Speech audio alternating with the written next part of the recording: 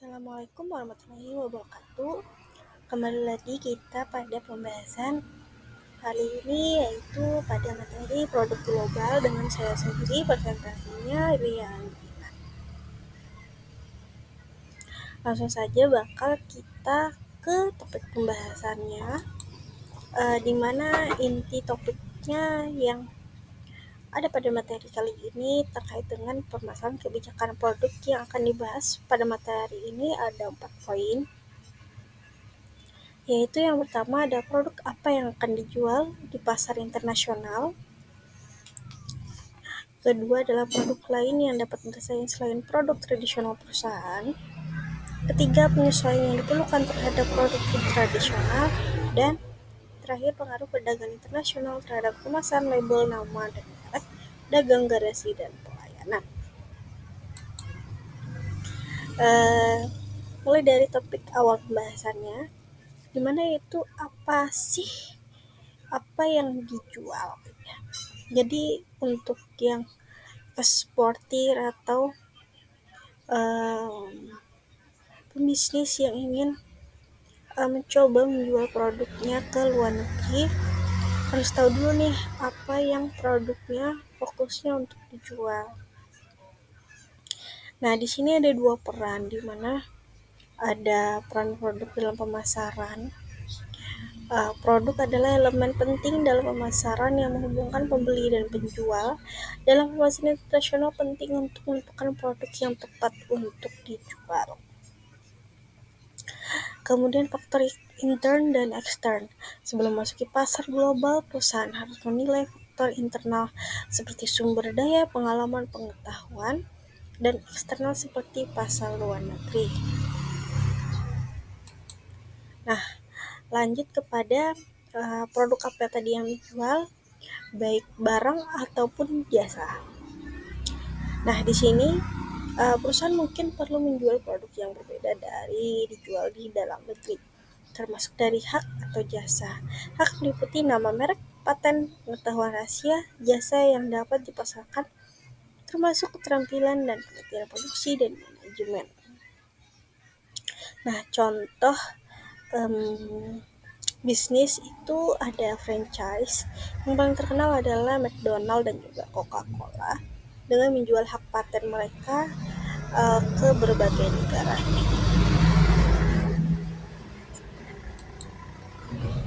Nah, fokus pada pembahasannya lebih lanjut, di mana yang pertama itu ada jasa. Perusahaan multinasional dapat menjual jasa terutama di bidang perhotelan dan konsultasi. Dapat juga penjualan jasa mengurangi risiko karena tidak memerlukan investasi yang modal dengan besar. Sedangkan produk, tentu saja produk dapat didefinisikan berdasarkan sifat fisik atau kimia serta perannya dalam konsumsi. Definisi produk berubah ketika memasuki pasar internasional karena peran dan preferensi konsumennya tentu saja berbeda-beda di setiap negara. Nah, ketika kita memiliki bisnis dan mau mengekspansi ke luar negeri, harus ada pertimbangan apakah produk atau jasa tersebut distandarisasikan atau tidak. Nah, apa sih keuntungan-keuntungan dari standarisasi itu? Yang pertama adalah ekonomi produksi. Sumber produksi yang terpusat dengan penghematan biaya melalui volume produksi yang besar.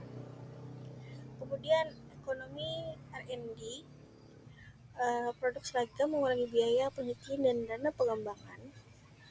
Kemudian ekonomi pemasaran menjadi lebih mudah dan murah dengan produk yang seragam. Kemudian mobilitas konsumen, kesetiaan konsumen dapat dipertahankan jika produk yang sama tersedia di berbagai lokasi. Kemudian ada citra merek dan dampak teknologi. Dengan produk spesifikasi teknis kritis cenderung diseragamkan. Nah, juga dapat dipertimbangkan adanya adaptasi produk. apabila produk tersebut perlunya adaptasi seperti makanan apa yang konsumsi, perlu dipertimbangkan dengan keuntungan-keuntungan berikut. Adaptasi dapat meningkatkan hasil penjualan dan memenuhi kebutuhan konsumen lokal. Kemudian kondisi penggunaan berbeda, produk mungkin perlu disesuaikan dengan kondisi lokal seperti iklim dan infrastruktur. Kemudian pengaruh pemerintah, regulasi pemerintah dapat memaksa penyesuaian produk. Terakhir ada operasional perusahaan. Anak perusahaan di berbagai negara mungkin mengikuti spesifikasi lokal yang diatur oleh pemerintah. Nah, fokus kita lagi lebih dalam terkait dengan adaptasi. Itu ada adaptasi wajib dan adaptasi bebas. Pertama ada adaptasi wajib, di mana untuk pembahasan di sebelah kiri, beberapa produk seperti makanan dan obat-obatan harus mematuhi peraturan pemerintah setempat dan wajib diikuti. Kemudian perusahaan dapat berusaha untuk mengarahkan peraturan pemerintah menuju standar internasional. Nah, kemudian untuk yang bebas di sebelah kanan, itu perusahaan lebih suka standarisasi untuk efisiensi seperti harus mengevaluasi faktor yang mempengaruhi adaptasi untuk mencapai keuntungan maksimal. Pendekatan yang lebih baik adalah standarisasi atribut produk yang tidak penting, sementara atribut penting disesuaikan dengan pasar lokal. Nah, setelah tadi adaptasi produk atau standarisasi produk, kemasan juga tidak kalah pentingnya pada produk global untuk diperhatikan. Di sini ada 3 aspek yang perlu diperhatikan. Yang pertama ada pertimbangan kemasan untuk pasar internasional harus disesuaikan dengan kondisi iklim, transportasi, dan penanganan barang. Faktor-faktor seperti lama perjalanan, kondisi penggudangan, dan frekuensi pemakaian mempengaruhi jenis kemasan yang diperlukan.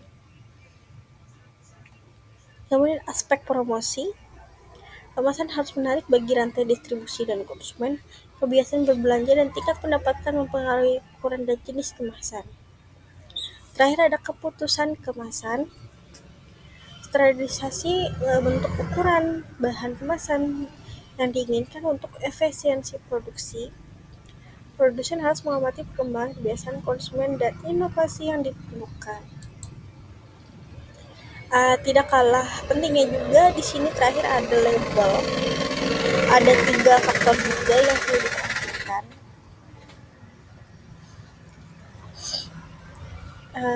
Yang pertama itu ada unsur penting dalam label seperti bahasa, peraturan pemerintah, informasi konsumen adalah elemen kunci dalam label. Kemudian penyesuaian bahasa dan pada label penting untuk komunikasi yang efektif meskipun biaya penyesuaian relatif rendah. Yang kedua ada regulasi pemerintah. Yang ketiga ada keputusan label untuk pasar luar negeri seperti dibandingkan dengan produk atau kemasan di lokal, produk yang ekspansi ke luar negeri harus mematuhi regulasi yang ada di negara tujuan tersebut. Nah, berbicara dengan merek global dan merek nasional tentu saja ada perbedaan, di mana beberapa alasan yang dapat kita ketahui. Pertama ada alasan pengguna merek global. Merek global memungkinkan skala ekonomis dalam promosi dan mempertahankan goodwill internasional. Kedua ada dimensi hukum. Merek yang terdaftar di suatu negara tidak boleh sama dengan merek yang sudah ada di sebelumnya. Pembentukan merek menjadi masalah di negara dengan pendaftaran merek yang mudah. Pelindungan merek, perusahaan harus mendaftarkan merek di negara-negara yang relevan untuk melindungi haknya. Terakhir ada aspek budaya, nama merek harus memudahkan laporan dan tidak menimbulkan hal-hal negatif dalam bahasa lokal. Nah, terakhir adalah kebijakan garansi dan layanan. Di sini garansi adalah janji penjual bahwa produk akan berfungsi sesuai harapan. Biasanya standarisasi garansi tidak umum dilakukan, tapi ada tekanan untuk menggunakan garansi di pasar internasional. Kemudian ada lokalisasi garansi, sering menyesuaikan garansi dengan kondisi pasar lokal untuk meningkatkan daya saing. Kemudian ada pelayanan yang pernah jual, pengembangan kepercayaan konsumen, dan membangun jaringan distribusi. Terakhir adalah mengatasi masalah pelayanan. Untuk pelatihan distribusi dan penyediaan suku cadang yang memadai adalah kunci meningkatkan pelayanan.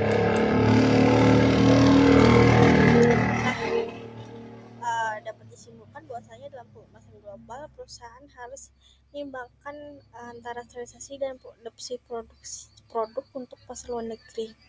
Standarisasi dapat meningkatkan efisiensi, sementara adaptasi penting untuk memenuhi kebutuhan lokal. Kemasan, label, dan promosi harus disesuaikan dengan budaya dan regulasi setempat. Kemudian merek global menawarkan skala ekonomis, tetapi perlu dilindungi dalam pembajakan dan konotasi negatif. Kebijakan garansi layanan punah jual juga harus disesuaikan dengan perkembangan kepercayaan konsumen demi mendapatkan kesuksesan di pasar internasional. Sekian dari presentasi kali ini. Assalamualaikum warahmatullahi wabarakatuh.